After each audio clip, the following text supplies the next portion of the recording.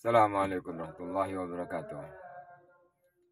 Kayaknya semakin menarik ya tentang nasab Balawi. Ada para muhibbin yang sangat membela sampai bilang bahwasanya Fakih Muqaddam itu adalah orang yang hebat. Sehingga menganggapnya sangat-sangat istimewa. Tapi itu semua terbantahkan oleh omongannya sendiri. Yuk kita saksikan ada video dari ulama Madura dari Batu Ampar. Sebenarnya antara ada sih namanya Fatah, Kiai Fatah, itu sangat-sangat sekali membela kalangan Balawi. Sehingga akhirnya dari saudara beliau, dari saudara Kiai Fatah yang satu aliran, itu membantah apa yang dikatakan Fatah. Oke lah, langsung aja kita ikutin video berikut ini. Jangan lupa telusuri sejarah. Jangan lupa terpancing. Kalau nasab batal, ya udah batal. Nggak perlu menceritakan siapa tuh Fakih Muqaddam, siapa ini itu. Urut dulu, siapa itu Ahmad bin Isa, ke bawahnya ke siapa. Ubaidillah itu siapa, ke atasnya siapa. Sebenarnya itu sih sebenarnya. Ada nggak kitab sesaman? Tidak perlu sih untuk membahas ya Fakih Muqaddam lah, siapalah. Intinya itu aja dulu, nggak perlu membahas panjang lebar. Oke, silahkan lanjut video berikut ini. Sulit sekali menjelaskan kepada lalat kalau mawar itu lebih indah daripada sampah, dan lebih sulit lagi untuk memberitahu kepada lalat bahwa bangkai itu busuk dan menjijikkan. Sudah kami jelaskan kepada Kiai Fatah dulu di pondok, memang senior kami. Tapi waktu itu saya usia masih 10 tahun sampai 14 tahun, 15 tahun kami pindah ke Mekah dan dia beristri. Ya, kami terus mendalami dan mendalami dan ngaji terus. Jadi beda. Dulu masih umur 10 tahun, sekarang kan sudah dewasa, bukan cuma dewasa. Begini, sudah kami jelaskan tentang komunikasi atau pembicaraan Fakih Muqaddam dengan seorang Badawi. Ya. Yang katanya ini ngelantur. Kalau ngelantur nggak nyambung, teman-teman. Coba tanya sama orang gila. Misalnya, saya mau ke Surabaya, pasti yang ngelantur yang ngomong sendiri, nggak jawab jawaban ini. Kalau ini jawabannya pas, tapi melenceng secara akidah. Ya. Ketika kullu nafsin dha'iqatul maut, kan jawabannya pas. Laisali nafsu. Saya tidak bernafas, berarti tidak akan mati. Ini menentang ayat. Padahal sudah jelas di ayat yang lain, innaka mayyitun wa innahum mayyitun. Nah, di situ sudah jelas menentang ini. Jadi dia bukan ngelantur, karena jawabannya pas tapi melenceng dari akidah. Tidak ada orang gila itu, ya, tidak ada orang gila itu menjawab pertanyaan seseorang dengan pas. Ya, nggak ada. Ya, baiklah kalau memang gitu, saya ngalah. Kalau memang katanya Kiai Fatah itu adalah orang gila, jadi rufi al-qalam anil majanin, berarti secara tidak langsung Kiai Fatah bilang bahwa Fakih Muqaddam itu gila. Baik, di hurufat yang lain, misalnya Fakih Muqaddam kendaraannya hafal jalan-jalan di langit seperti hafal jalan-jalan di bumi. Oke. Paling jawabannya kita Fakih Muqaddam sedang gila. Berarti leluhurnya Ba'alawi gila. Kan gitu, bukan wali. Kan tidak ada kelebihan Fakih Muqaddam yang diceritakan oleh ulama-ulama lain atau para sejarah-sejarah yang lain mencatat kewalian Fakih Muqaddam, kecuali di internal kitab-kitab mereka. Ya, jadi beginilah para muhibbin untuk menyelamatkan Fakih Muqaddam itu ya, dan para leluhur Ba'alawi yang lain. Jadi kalau salah itu sedang gila. Subhanallah. Jadi Ba'alawi semua secara tidak langsung oleh Kiai Fatah dan para muhibbin yang lain keturunan orang gila. La haula wala quwata illa billah. Begini Kiai Fatah ya. Ini sekarang yang orang gila itu oleh keturunannya itu ditulis dalam kitab yang menjadi ajaran. Berarti kitab itu nanti akan disebut ajaran orang gila, begitu ya.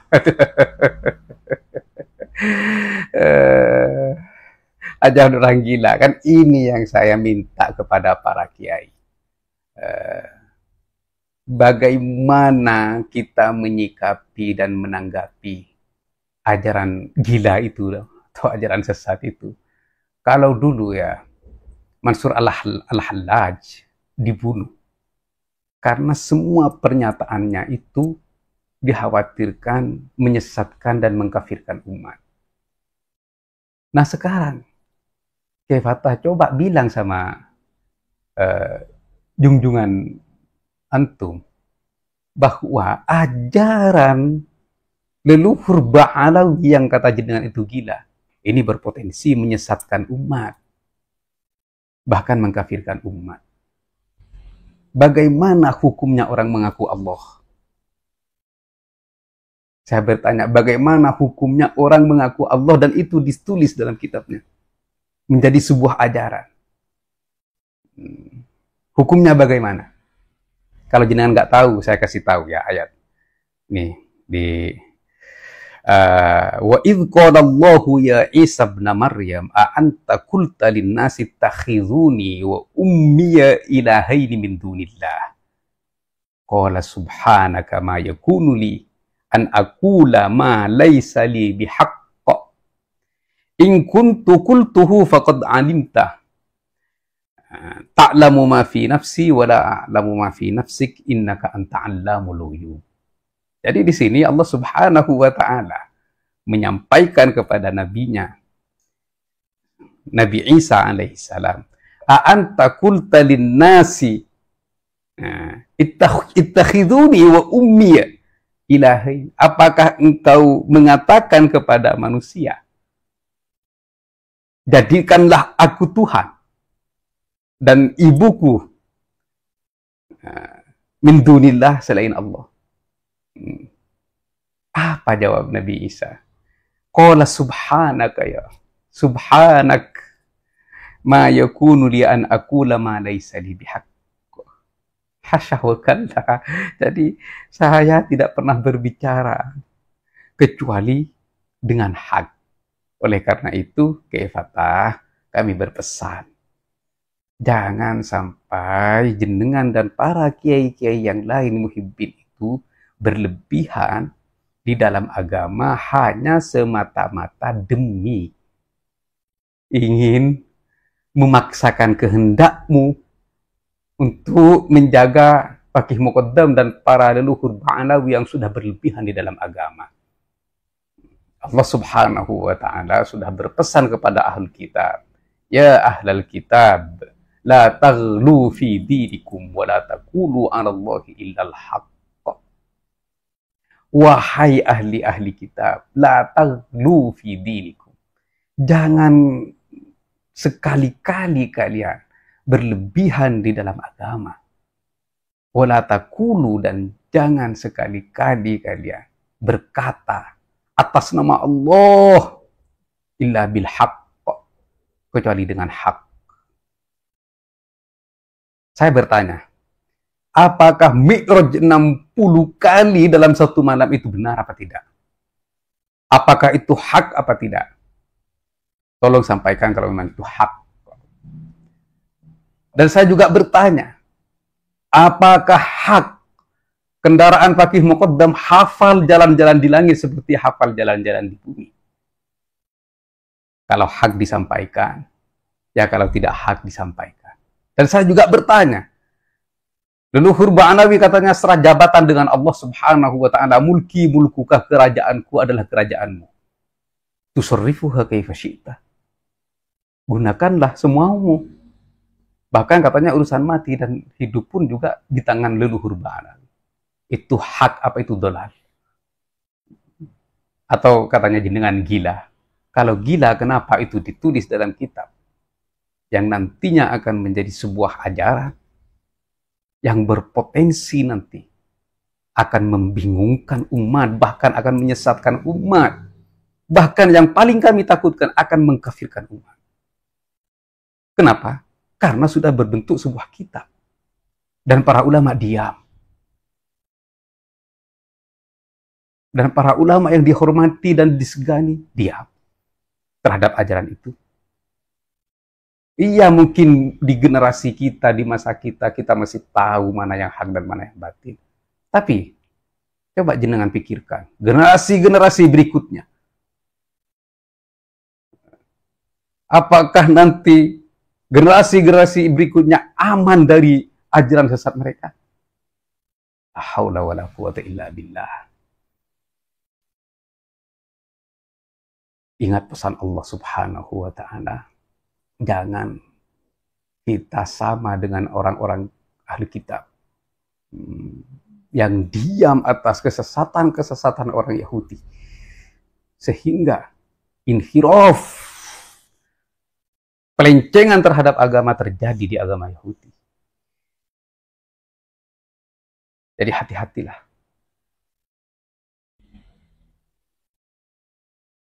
Jangan kita diam terhadap kebatilan yang menjadi sebuah ajaran sesat.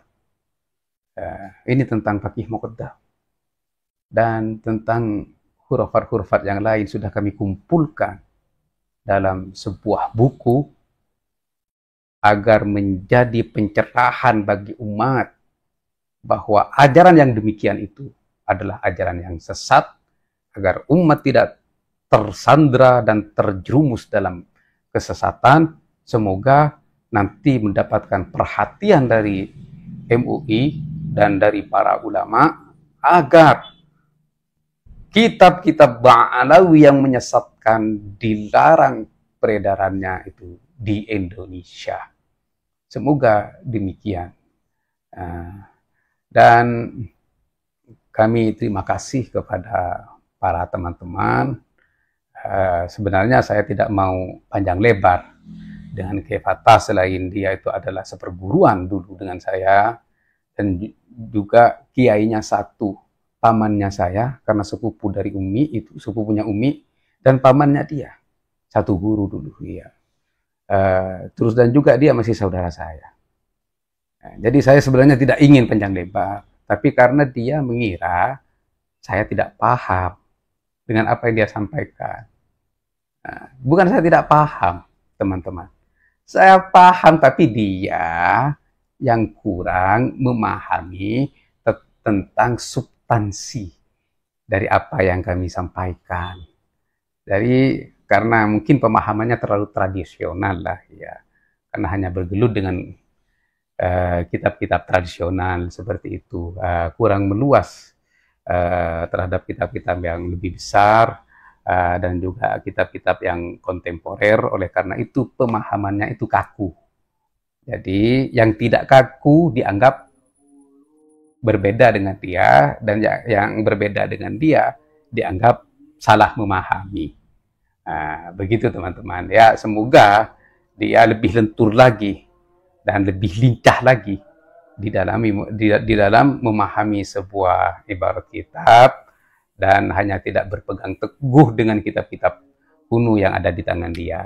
Dan semoga ini menjadi hidayah dan pencerahan bagi kita semua. Semoga kita diselamatkan oleh Allah Subhanahu wa taala, dilindungi oleh Allah Subhanahu wa taala dari ajaran-ajaran sesat. Amin ya rabbal alamin. Sekian, wallahul muwaffiq ila aqwamit thoriq. Wassalamualaikum warahmatullahi wabarakatuh. Oke, gimana? Masih belum paham? Saya berharap di sini nih, dengan adanya video ini sebenarnya jangan terpancing tentang fakih muqaddam. Jangan terpancing dengan khurafat-khurafat atau tentang apalah. Fokuskan siapakah Ubaidillah itu. Benarkah Ubaidillah anak daripada Ahmad bin Isa? Fokus ke sana. Jangan merambat kemana-mana. Maka kalian akan digiring oleh mereka.